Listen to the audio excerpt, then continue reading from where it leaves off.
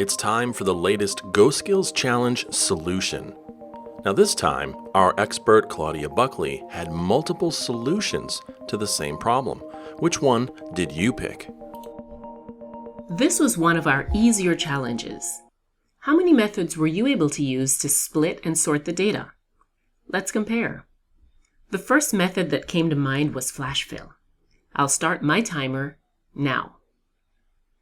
With this one, we enter a few values that look like the data we want. Sometimes it works when we enter just one. So let me type Tokyo, JP, and we can just copy, Control-C, and paste, Control-V, to get the population over here. Double-click to expand. And let's see if Excel recognizes the pattern. We can either go to Data and click on the Flash Fill command, or we can use the shortcut, Control-E. And that's amazing. It's awesome. Control-E here and Control-E. And we have everything filled in exactly the way we want it. So that was quick and painless. And we can get rid of these columns that we no longer need.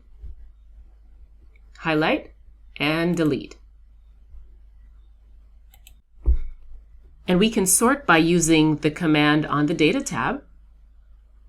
This one, or we can just right-click anywhere within the data set, hit Sort, and Custom Sort, since we're sorting by two levels. First, we want to sort by the country, A to Z, add a level, so that we'll also sort by city for countries that are duplicated.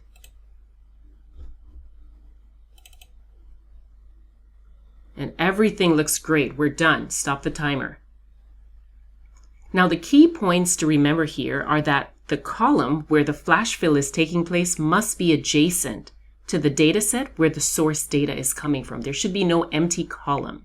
If there's a gap between where we're doing the flash fill and where the data set is, then the flash fill won't work. And second, if the data doesn't come across the way you want it, you might need to enter 2 or 3 rows to make sure that Excel picks up on a pattern. Okay, for method 2, let's use a formula. I'll start the timer. Now, I always try to do the simpler tasks first because it makes the harder tasks more logical to figure out. So first, we know that the country code is made up of 2 characters. So let's extract that first. We'll want to use the write function here. This is the text we're extracting from, and we only need 2 characters from the write. And that's how we have the country code. Drag the fill handle, copy down, and we have all the country codes here. What about the city?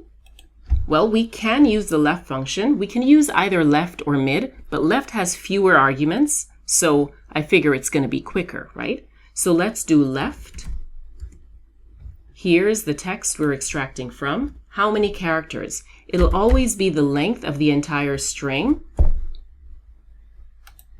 minus 4 characters because we'll want to remove the comma, the space, and the 2 letters for the country code. Close parentheses here, and we're done.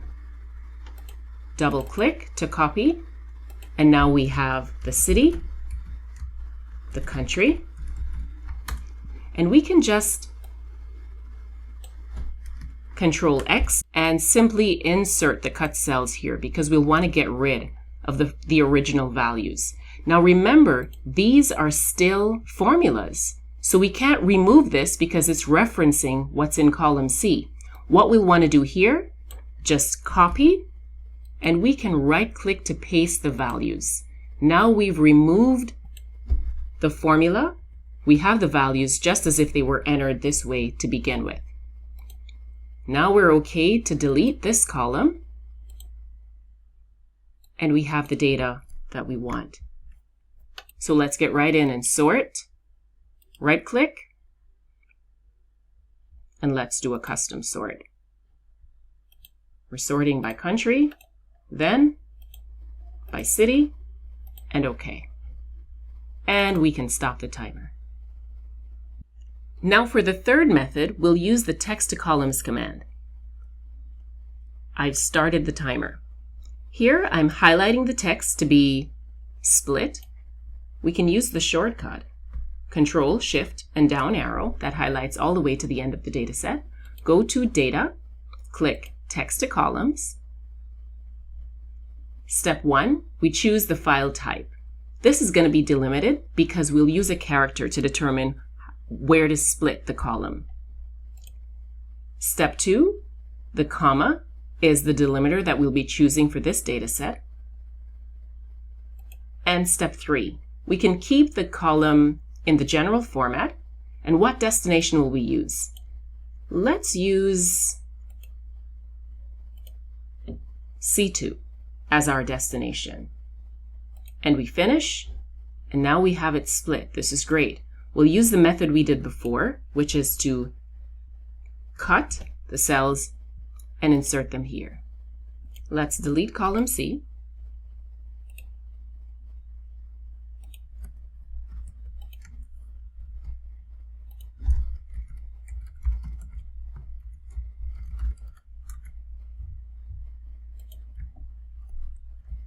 And now we sort.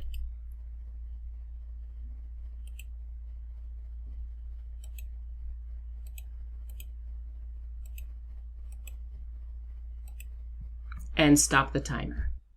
Did you use all 3 of these methods? Well, there is another method some of you might have used, and that's Power Query. So let's go to sheet number 4. Power Query works in almost the same way as text to columns, except that the data must be within an Excel-defined table. So let's start the timer.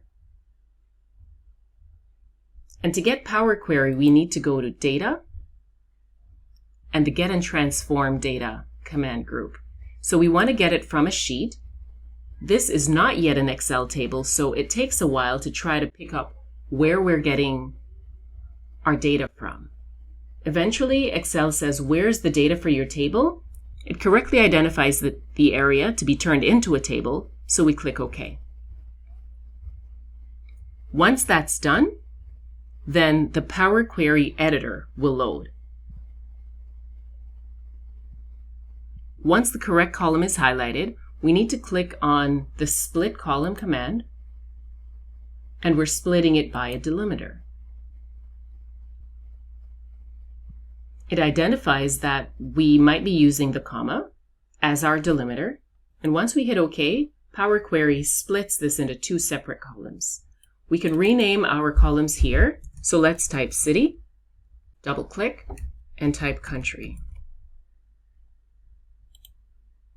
The Power Query editor does allow sorting, but here's the trouble. It doesn't allow multi-level sorting. It only allows the simple A to Z or Z to A. So we'll just need to close and load what we've created. And what Excel did is to create a brand new sheet, and it's called Table 1. From here, we can go right in and sort the data the way we normally do. So we can use the sort command at our level, and we have the very same information that we got in the other 3 methods, and we can stop the timer. The disadvantage with Power Query is that it is a little slower. It takes a little longer to load. So for simple data sets like this one, it might not be worth it. But if you have a really large, complicated data set, Power Query does really well at cleaning up, transforming, and working with larger sets of data. So I used 4 methods to work with our challenge today. Were any of these methods new to you? How did your speeds match up? What about any other methods that you'd like to share? So there it is. Did you get the same results? Did you use the same approach? Or did you try something different? We'd like to know.